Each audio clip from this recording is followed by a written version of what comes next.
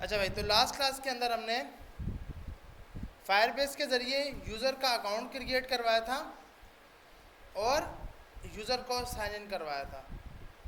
तो एक असाइनमेंट दी थी कि आपने फॉर्म बना के लाने हैं साइन अप और लॉगिन का। ऐसे कितने हैं जिसने ट्राई किया? सिर्फ एक, दो, तीन, गुड, चार। वो यहीं पे नहीं, यहाँ पे तो हमने एक ही पे। अच्छा हाँ, पाँच। बाकी लोग बना ली, गुड, छः हो गई है। या ऐसे ही बोल रहे हैं अभी चलते हैं अभी। अच्छा, पीछे, यस, आपने, आप आपसे पीछे वाले ट्राई की। कोई इशू आया, कोई मसला आया? तो फायरबेस का इशू पूछो ना यार, वरना मैं नेक्स्ट क्लास में चला जाऊंगा, फिर हमें समझ नहीं आएगी। फायरबेस में जिसके भी जो जो इशू हैं वो लाजमी पूछे भाई। ऐसे कितने जिनके पास फायरबेस के मसले आए हैं अब तक सॉल्व नहीं हुए? वेरी गुड, सबके पास हो गए हैं भाई, इशू सबके पास सॉल्व हो गए हैं।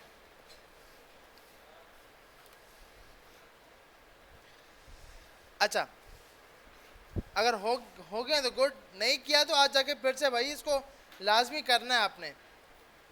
तो लास्ट क्लास के अंदर हमने यूज़ किया था create user with email and password, जिसमें हम यूज़र का ईमेल पासवर्ड दे रहे थे और यूज़र को रजिस्टर करवा रहे थे। फिर हमने एक चीज़ नई सीखी थी, डेटाबेस में डेटा को डालना। जब भी आप, अभी जो हम डेटाबेस यूज़ कर रहे हैं वो है real time database. Real time database में आपके पास रेफरेंस बनते हैं। हमारे पास दो टाइप के डेटाबेस हैं। एक लाइट, रेस भी लाइट ऑफ कर देंगे क्योंकि पीछे वालों को नज़र नहीं आ रहा।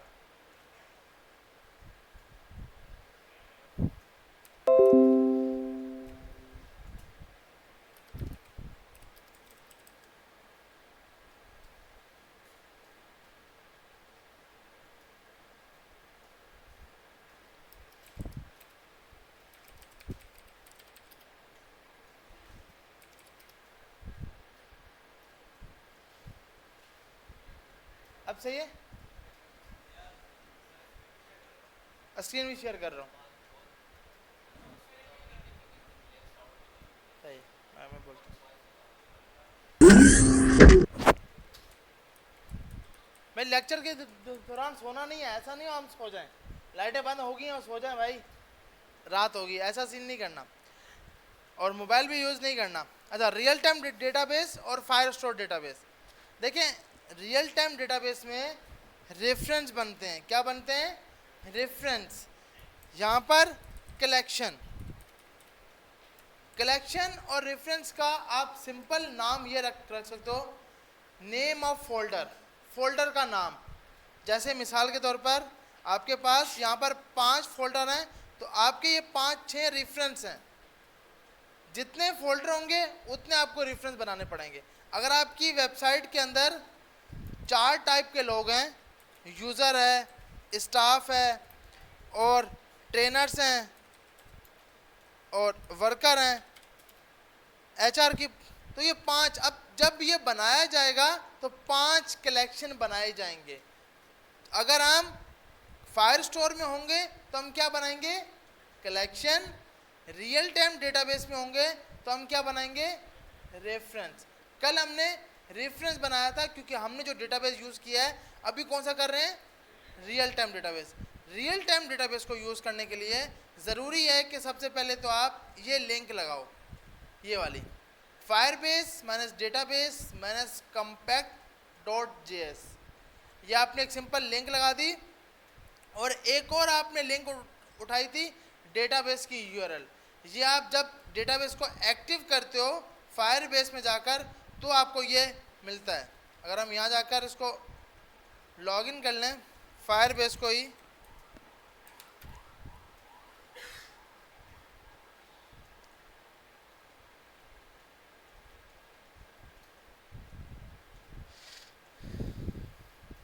तो आपको ये लिंक जब आप डेटाबेस एक्टिव कर दोगे तो आपको ये लिंक यहाँ पर मिल जाएगी डेटाबेस यूआरएल के अंदर। तो आपने सिंपल इस लिंक को उठाकर अपने पास इधर लगा लेना है। इससे पहले ये लिंक्स तो हम पहले लगा चुके थे, सिर्फ से डेटाबेस की यूआरएल लगानी थी तो वो हमने लगा दी। उसके बाद हमने सिंपल काम क्या किया, डेटाबेस में डेटा सेव करने के लिए आप जब भी यूज़र बनाओगे तो यूज़र से बनाने से पहले एक ऑब्जेक्ट बनाया जाएगा। ऑब्जेक्ट क्यों बनाया जा रहा है, ताकि उसकी की और उसकी वैल्यू ली जाए। अब की हमने एक नाम ले लिया, अब हम बोलते हैं कि भाई ये फ्रंट एंड से ही नाम भी आएगा। जैसे हमने एक टाइप दिया था, इनपुट टाइप टेक्स्ट, बोलते हैं यहाँ पर लिख दो इंटर नेम, और आईडी इसकी आपने दे दी नेम के नाम से, कि मतलब यूज़र आपको नाम भी फ्रंट एंड से ही देगा। ये आपके पास फ्रंट एंड से नाम आ गया। फिर आपने सबसे पहले यहाँ पर आकर फ्रंट एंड से नाम को गेट किया। गेट करने के लिए हमें पता है कि भाई एक वेरिएबल आपको बनाना होता है और उसके अंदर आप इसको सेव करवा देते हो। तो आपने यहाँ आके बोला कि नेम डॉट वैल्यू। अब ये बोल रहा है कि भाई ये नाम कोई फंक्शन का है और इसको आप यूज़ नहीं कर सकते, तो हमने बोला अच्छा भाई इसको हम कर देते हैं नेम यूज़र, या यूज़र नेम लिख दो, कुछ भी नाम लिख सकते हो। तो आपने ये अब बताएं इसमें और इसमें कुछ फ़र्क है। ये स्ट्रिंग में लिखा हुआ है, ये इसमें लिखा हुआ है, इसमें कुछ फ़र्क है। ऐसे कितने हैं जिनको लग रहा है कि भाई फ़र्क है, ये और ये सेम है, मतलब ये कीज़ यहाँ मैंने स्ट्रिंग में लिखी हैं, यहाँ डायरेक्ट इसका नाम लिखा हुआ है, कुछ फ़र्क है? फ़र्क नहीं है? हाँ, लिखने में तो फ़र्क है, ये तो बात ही है भाई, लिखने में तो फ़र्क है, लेकिन क्या इसके पीछे कोई प्रोग्रामिंग है कि भाई इसका नाम स्ट्रिंग में लिखना है, इसका नाम इसमें लिखना है? जावास्क्रिप्ट दोनों को सपोर्ट करता है, कोई फ़र्क नहीं है कि आप स्ट्रिंग में की को लिखो या स्ट्रिंग के बगैर लिखो, जावास्क्रिप्ट दोनों को सपोर्ट करता है। तो आपकी मर्जी, लेकिन अगर आप फ्लटर डार्ट में काम करोगे तो आपको लाजमी है यूं करके लिखना। वहाँ पर वहाँ पे डार्ट सपोर्ट नहीं करता की को इस तरह, लेकिन बेचारी जावास्क्रिप्ट हर चीज़ को सपोर्ट करती है, क्योंकि इसके बाद मुश्किल से डेवलपर पहुँचता है, तो इसलिए वो बोलती है भाई सबको सपोर्ट करते रहो। तो आप स्ट्रिंग में की दो या आप नंबर में दो और स्ट्रिंग में या फिर नाम के हिसाब से, तो कोई एरर नहीं आएगा। तो आपने फ्रंट एंड से उसका नाम भी ले लिया, उसका ईमेल भी ले लिया, उसका पासवर्ड भी ले लिया। एज की फील्ड अभी हटा देते हैं, एज हमें नहीं चाहिए, क्योंकि हम सिंपल अभी जो ऐप बना रहे हैं वो है simple to do app. To do में क्या होगा कि हर यूज़र अपने आप को लॉग इन करेगा, फिर जो टू डू उसने पहले से ऐड किए होंगे वो उठा के आप दिखाओगे और फिर उसमें नया टू डू डाल पाएगा, क्योंकि हमने इससे पहले सिंपल बनाई थी टू डू ऐप। उसमें फ़र्क क्या था, हमारे पास लोकल स्टोरेज में डेटा स्टोर था, अब वो डेटा हम कहाँ यूज़ करेंगे, फायरबेस के अंदर, रियल टाइम डेटाबेस के अंदर। तो आपके पास सबसे पहले क्या है कि यूज़र अपना अकाउंट बनाएगा, साइन अप करेगा, फिर यूज़र आपके पास आकर लॉगिन करेगा, फिर यूज़र करेगा ऐड टू डू। जब ऐड करेगा फायरबेस में डेटा जाएगा, और जब दोबारा से लॉगिन करके आएगा तो जो टू डू उसने पहले से डाले होंगे फर्स्ट टाइम पे उसको वो दिखाए जाएंगे, फिर उसमें और जाके ऐड कर पाएगा। सही है भाई? तो हम सिंपल इसके लॉजिक के लिए हमने एक यूज़र का ऑब्जेक्ट बना लिया, जिसके अंदर हमने उसका नाम लिया, ईमेल, पासवर्ड, ये सब कुछ लिया। अब ये आपने मेन क्यूरी मारी है, Firebase dot database dot reference dot child.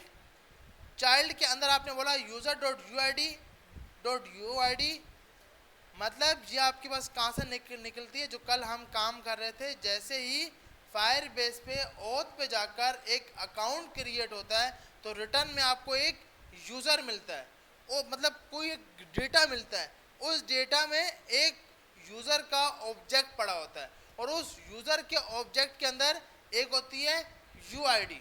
UID मतलब यूनिक आईडी, यूज़र आईडी आप इसको बोल सकते हो। अब वो आईडी आपने उठाकर इधर दे दी। अब इसमें ना याद रखिएगा, डेटा सेट करने के लिए दो मेथड हैं। एक सेट और एक पुश। फर्क क्या है दोनों में? आप जब भी फायरबेस में डेटा डालोगे सिर्फ ये दो मेथड हैं, सेट और पुश। पुश फायरबेस जावास्क्रिप्ट की बात नहीं हो रही, जावास्क्रिप्ट के एरे का मेथड का भी एक नाम है पुश, वो अलग चीज है, ये अलग चीज है। पुश जब भी आप यूज करोगे तो एक न्यू की जनरेट करेगा और उस पर डेटा सेट करेगा, खुद एक की जनरेट करेगा और उस पर जाकर डेटा को स्टोर करेगा। सेट क्या करेगा? आपसे की लेगा और उस की पर डेटा सेट करेगा, जो आपने की दी होगी उस की के ऊपर जाके डेटा सेट कर देगा। तो सेट में आपको की खुद देनी पड़ती है, पुश खुद ब खुद की बनाता है। सवाल है कि हमें कब कौन सा यूज़ करना चाहिए। अब जैसे आपको पता है कि भाई मुझे इस यूज़र को, अब एक एग्जांपल देता हूँ। मैं जब ऑथ से लॉगिन कर रहा हूँ, ऑथ से मैंने किया लॉगिन, जैसे ही लॉगिन करेगा तो जो डेटाबेस में डेटा है वो सब डेटा चाहिए, उसका नाम चाहिए, उसका ईमेल चाहिए, उसकी पिक्चर चाहिए, वो हर चीज़ चाहिए। वो तो कहाँ पे स्टोर है? डेटाबेस में। तो हम डेटाबेस को, क्योंकि ऑथ हमें रिटर्न करेगा यूआईडी, ऐसी है ना भाई, जैसे ही ऑथ होगा लॉगिन होगा, रिटर्न में हमें क्या मिलेगी? यूआईडी। वो यूआईडी हम लेके जाएंगे किसके पास? डेटाबेस के पास, कि भाई इस यूआईडी का जो भी डेटा पड़ा है वो हमें रिटर्न कर दो। तो क्योंकि ये यूआईडी हम स्टोर कराएंगे तो हमें डेटाबेस से मिल पाएगा ना। अगर ये खुद एक की बना देगा तो वो की तो हमें पता ही नहीं होगी कि की कौन सी बनी है। अब हम इसका एक बार टेस्ट करते हैं कि भाई हम क्या बोलना चाह रहे हैं, कौन सी की, क्योंकि आधी आवाम तो परेशान होगी, पता नहीं किस की बात कर रहे हैं या हमारे बारे में ये नहीं है। तो मैं यहाँ जाके मैंने यूज़र जो था एक मेरा, इसको मैंने अभी के लिए डिलीट कर दिया। यूज़र क्या हो गया? डिलीट। तो मतलब डेटाबेस क्या हो गया? खाली, क्लियर हो गया।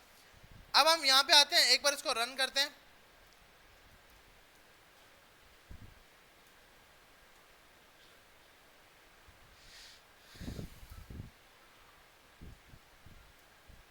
तो हमने ये रन कर लिया। अब हम यहाँ पे आते हैं और बोलते हैं भाई चाइल्ड को छोड़ दो, चाइल्ड को अभी के लिए हमने हटा दिया, आप इसकी जगह बना दो पुश।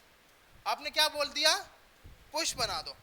अब सिर्फ ये फर्क देखने के लिए कि पुश और सेट में क्या फर्क है, पुश और सेट में क्या फर्क है, हमने डायरेक्ट क्या किया?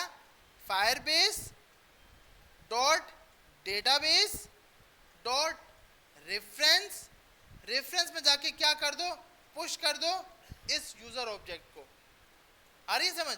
कि मतलब हमने इससे पहले ये लिखा हुआ था, एक चाइल्ड बन रहा था और चाइल्ड में जाके सेट हो रहा था, मैंने ये सब हटाया, इसको हटा के एक कीवर्ड लगा दिया, क्या? पुश। अब हम चेक करते हैं, इसको सेव कर लेते हैं और अब हम चेक करते हैं होगा क्या। हमने यहाँ ईमेल दिया m1@gmail.com, पासवर्ड दिया 123 टेस्ट, साइन अप किया। साइन अप करने का हमारा मैसेज आ गया यूज़र सेव डेटा, यहाँ पर आए एक नया डेटा बना। अब देखें ये एक किसने क्या बना दी? ID, user ID. अच्छा एक मिनट, पेज रिफ्रेश नहीं था क्या? क्योंकि इसने उसी आईडी के ऊपर बनाया है, तो इसका मतलब जो डेटा था पेज रिफ्रेश नहीं था, इसलिए उसी आईडी पे बनाया है। एक मिनट, हम यहाँ पे आते हैं, दोबारा से रिफ्रेश करते हैं m2@gmail.com 123 m2।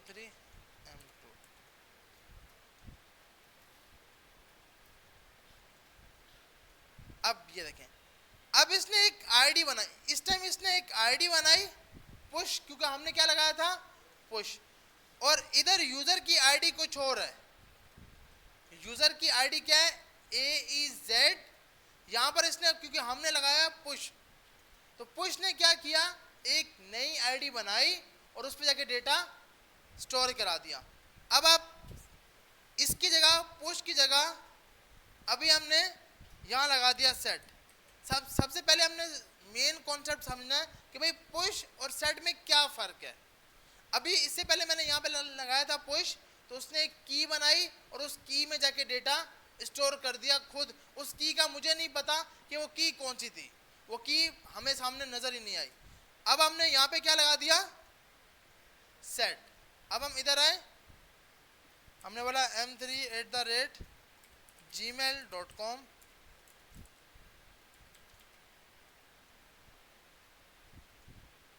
User data save हो गया। अब आप देखें, अब इसने क्या किया, कोई की नहीं बनाई, कोई भी की नहीं बनाई और डायरेक्ट यूजर में जाके डेटा इसने स्टोर करा दिया।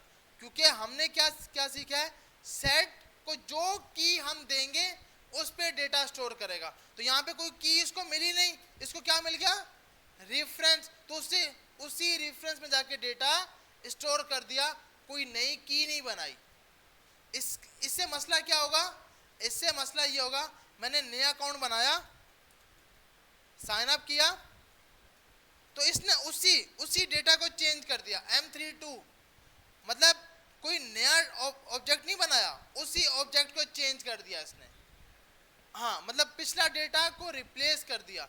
क्योंकि याद रखिएगा, सेट कभी भी आपको की नहीं बना के देता, कभी भी की नहीं बना के देगा। सेट का मकसद ही क्या है कि भाई जो चीज मिली है इसको यहां जाके सेट कर दो।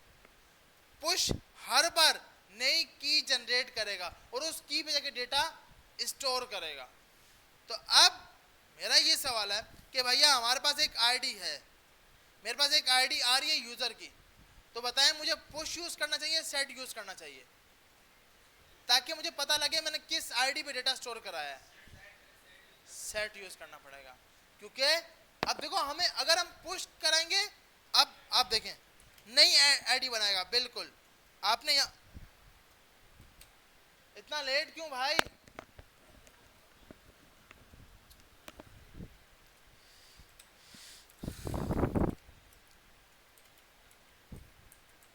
अब आपने यहां बोला डॉट चाइल्ड, चाइल्ड ये आईडी लेके जाओ, और चाइल्ड में आपने गलती से मार दिया पुश।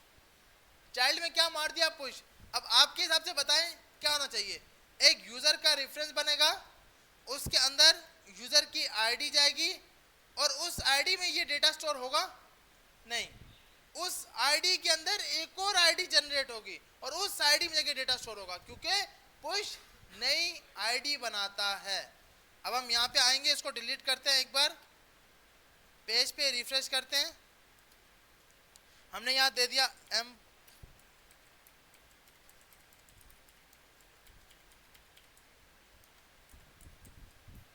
साइन अप किया, ये हो गया। अब आप देखें, ये यूजर के अंदर यूआईडी और यूआईडी के अंदर एक और आईडी, और उस आईडी में जाके डेटा इसने स्टोर कराया है। तो अब इस देखो, अब आपको बोलूं भाई ये डेटा निकालो इस आईडी से, तो अब जब आप डेटा निकालने जाओगे तो आपको लाजमी है ना,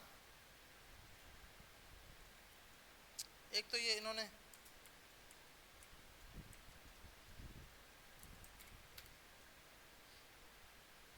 देखें, हमारे पास एक क्या है, यूजर के अंदर इसकी यूआईडी और उस यूआईडी के अंदर एक और आईडी।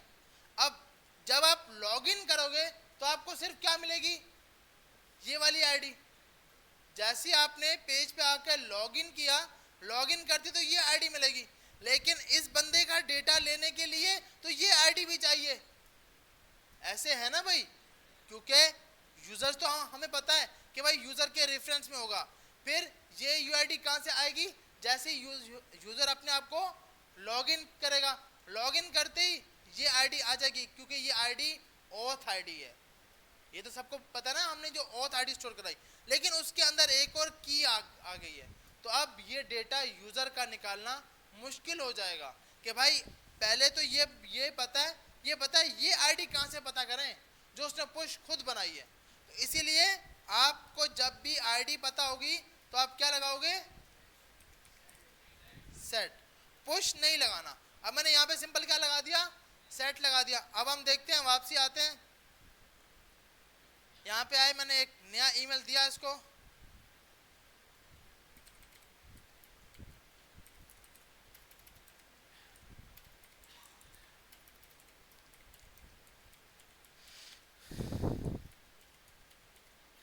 साइन अप किया, यूजर डेटा सेव हो गया। अब मैं इधर आऊंगा तो अब ये क्या किया इसने, कोई इसमें नई आईडी नहीं बनाई, सिर्फ उसी आईडी पे जाकर डेटा स्टोर कर लिया और ये आईडी बिल्कुल सेम मेरी यूजर आईडी के बराबर है। तो जैसे यूजर लॉगिन होगा आईडी मिलेगी और डेटाबेस के पास जाएंगे, बोलेंगे भाई इस आईडी का जो भी डेटा है वो उठा के ले आओ। आ रही है समझ?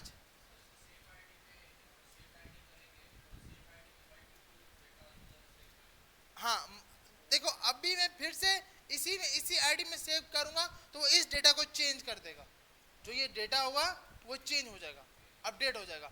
देखो एक आदमी आ रहा है, वो सिंपल अपने आप को आके साइन अप कर रहा है, तो साइन अप करते वक्त एक आईडी आ गई, अब आपने उसी आईडी पे डेटा डाला है, जैसे ही आपके पास वो लॉगिन करेगा तो लॉगिन करते वक्त ये आईडी आएगी, ये ओथ से आपको ये आईडी मिलेगी। आप डेटाबेस के पास आओगे और डेटाबेस को बोलोगे भाई इस बंदे का डेटा मुझे निकाल के दे दो, तो उसका जो उसने नाम डाला होगा, जो पासवर्ड डाला होगा, वो सब आपको इजीली मिल जाएगा। आ रही है समझ सबको? तो अभी आपने याद रखना है कि भैया हमें अभी के लिए क्या यूज करना है, पुश या सेट? सेट। जब भी यूजर अपने आप को लॉगिन करवाएगा सेट यूज करना, और साइन अप करवाएगा सेट यूज करना है, क्योंकि सेट में हमें एक की मिलती है ओथ से और वो की हम डेटाबेस में स्टोर कराएंगे, दूसरी आईडी बनेगी और उस आईडी में उसका डेटा जाएगा।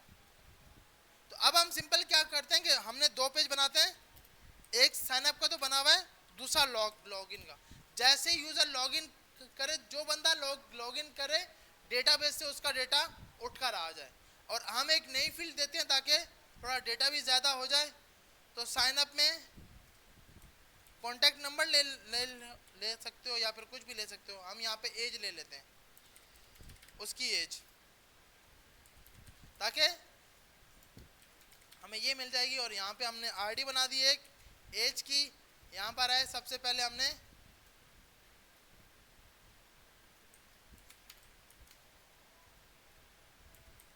एज दे दी, यहाँ पर जाके एज दे दी, और इसमें भी यूज़र आईडी के बाद आपने एक फील्ड बनाई एज, और एज में आपने लिखा एज डॉट वैल्यू, इसको स्टोर कर लो। तो अब आपके पास एज भी डेटा में सेव हो जाएगी। हम यहाँ आते हैं, पेज पे रिफ्रेश करते हैं, नया डेटा बनाया smit4@gmail.com, पासवर्ड 12312, नेम रख दिया SMIT, एज रख दी 45, साइन अप किया, सेव हो गया। यहाँ पे आते हैं, एक नया कलेक्शन बना और कलेक्शन में एज भी चली गई, ईमेल भी चला गया और नाम भी चला गया, पासवर्ड भी चला गया, यूज़र की यूआईडी भी चलेगी। अब क्या है, यूज़र जब अपने आप को लॉगिन करेगा तो लॉगिन करते वक्त हमें सिर्फ ईमेल बताएगा और पासवर्ड बताएगा, बाकी ये फील्ड हम उसको खुद दिखाएंगे कि आपका डेटा ये हमारे डेटाबेस में पड़ा हुआ है। तो इसके लिए हमने एक पेज में नहीं करते, अब ये बोलते हैं हम यहाँ पर एक नया पेज बनाते हैं जिसका नाम रखते हैं लॉगिन पेज .html, और जावास्क्रिप्ट इसके साथ लगाते हैं लॉगिन पेज .js। सिंपल, हमें लॉगिन पेज में कुछ फील्ड्स चाहिए।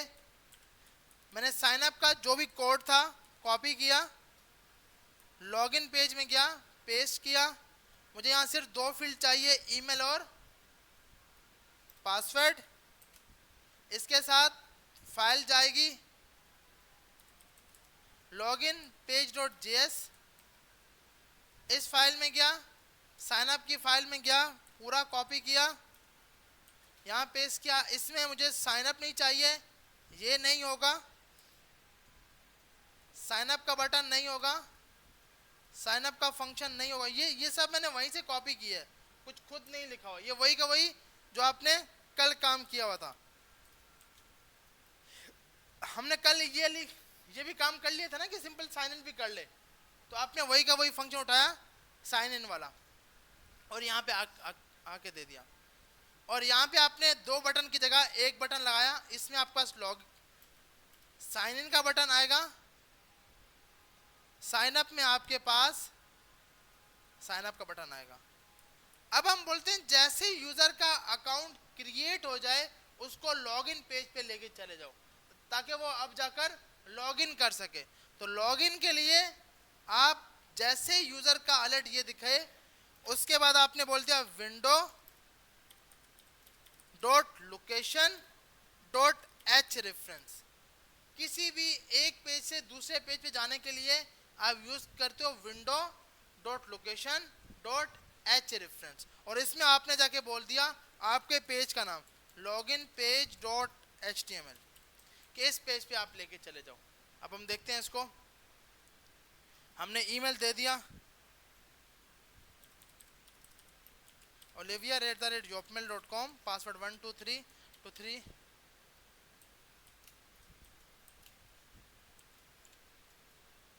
साइन अप किया, साइन अप हुआ। जैसे ही साइन अप हुआ ये किस पेज पे आ गया, साइन इन के पेज पे आ गया। अब साइन इन में ये सिर्फ अपना ईमेल पासवर्ड देगा। जी जी हाँ ईमेल, हाँ तो आप देखो आपके पास ना जब फर्स्ट टाइम वो आएगा, अब फर्स्ट टाइम वो अपना नाम थोड़ी बताएगा। अगर हम लॉगिन पेज की बात करते हैं, वो अपना एडमिन के लिए कर रहे हो सर्च की क्यूरी, मतलब मैंने एक सिंपल सर्च करना है भाई 45 आईडी पे कौन नंबर बैठा है, मैं सिर्फ 45 लिखूं, सर्च के बटन पे क्लिक करूं तो जिसकी आईडी 45 हो वो डेटा उठ के आ जाए। तो हम ये काम जब एडमिन में जाएंगे ना उस टाइम ये वाला काम करेंगे। अभी क्योंकि हम यूजर साइड पे हैं तो यूजर में वो अपने पेज को लॉगिन करेगा। तो लॉगिन में अब सवाल है कि भाई क्यों आप नाम से करो, अब सवाल यह है कि भाई नाम से कराओ, आप क्यों ईमेल पासवर्ड में जा रहे हो। ईमेल पासवर्ड में हम इसलिए जा रहे हैं क्योंकि भाई इधर से मुझे मिलेगी ऑथ आईडी, नाम लिखने से मैं साइन इन नहीं कर सकता। जब साइन इन नहीं कर सकता तो मुझे ऑथ की आईडी नहीं मिलेगी, क्योंकि इस आईडी की बिहाफ पे मैं डेटाबेस से डेटा निकाल के लाऊंगा। क्योंकि जब तक ये मेथड नहीं चलेगा साइन इन वाला तो मुझे ये तो मिलेगी नहीं। जब ये यूजर यूआईडी नहीं मिलेगी तो मैं डेटा निकाल ही नहीं पाऊंगा। आ रही है समझ या नहीं आ रही? देखो रोल नंबर में अब आप है ना कि रोल नंबर से हम निकाल सकते हैं, मैं सिंपल 45 लिखूं उसका डेटा आ जाए। अब जो हम सिंपल एग्जांपल लेके चल रहे हैं वो ये लेके चल रहे हैं कि हम ईमेल पासवर्ड से कराएंगे। इसको भी हम ट्राई करेंगे, इसको भी हम देखेंगे। मतलब हम अगर सिंपल टू डू में सर्च करना चाहेंगे तो वो डेटाबेस से सर्च करके लाएगा, ये 45 से सर्च करे उसका डेटा लेके आए, या इस नाम से सर्च करें। जी जी रिपीट कर दूं क्या? अच्छा सेट और देखें,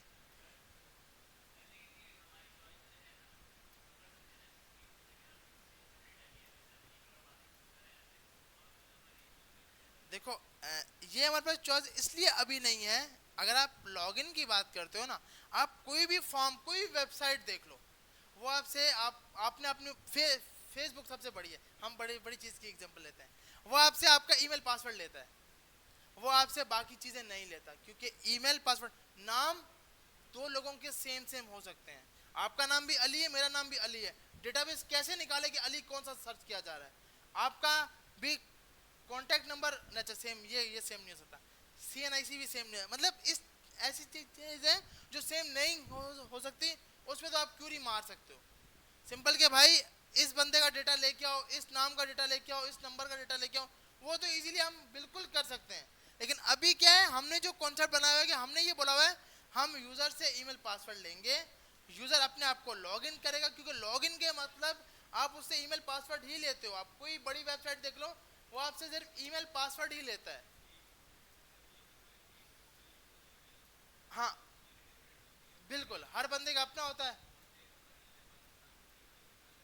हाँ बिल्कुल, तो बिल्कुल ईमेल पासवर्ड, क्योंकि आपकी जो ऑथेंटिकेशन होती है ना वो इसी पे होती है। और आप भी जब वेबसाइट बनाओगे तो साइन अप और लॉगिन की पेज इसी टाइप के होंगे कि भाई साइन अप में भी ईमेल पासवर्ड लिया जाएगा, लॉगिन में भी ईमेल पासवर्ड लिया जाएगा। क्योंकि इस ईमेल पासवर्ड में सब कुछ स्टोर है, यूजर का सब स्टोर है। अब अगर मुझे किसी का ईमेल पासवर्ड पता लग जाए तो मैं उसको डेटा अपनी वेबसाइट पे आके लॉगिन कर सकता हूँ, क्योंकि हमारी कंडीशन तो लगी है भाई, ईमेल सही होना चाहिए, पासवर्ड सही होना चाहिए और उसकी ऑथ आईडी आई है, बस उसको डेटा दिखा दो। ये वेरीफाई नहीं करो कि वो बंदा वही है या नहीं, क्योंकि हम तो ये मान रहे हैं ना कि जिसको ये ईमेल पासवर्ड है अगर सही डाला है तो उसका मतलब वो वही बंदा है। तो अभी हम इसको बाद में सर्चिंग करेंगे कि भाई नाम से सर्च करो, रोल नंबर से सर्च करो, पूरी वेबसाइट्स बनाएंगे तो इंशाल्लाह उसमें ये सब कवर हो जाएगा। अभी हम स्टार्टिंग में ऑथ आईडी के ब्याह पे जा रहे हैं कि भाई ईमेल पासवर्ड लेंगे और ऑथ आईडी के ब्याह पे डेटा निकालेंगे।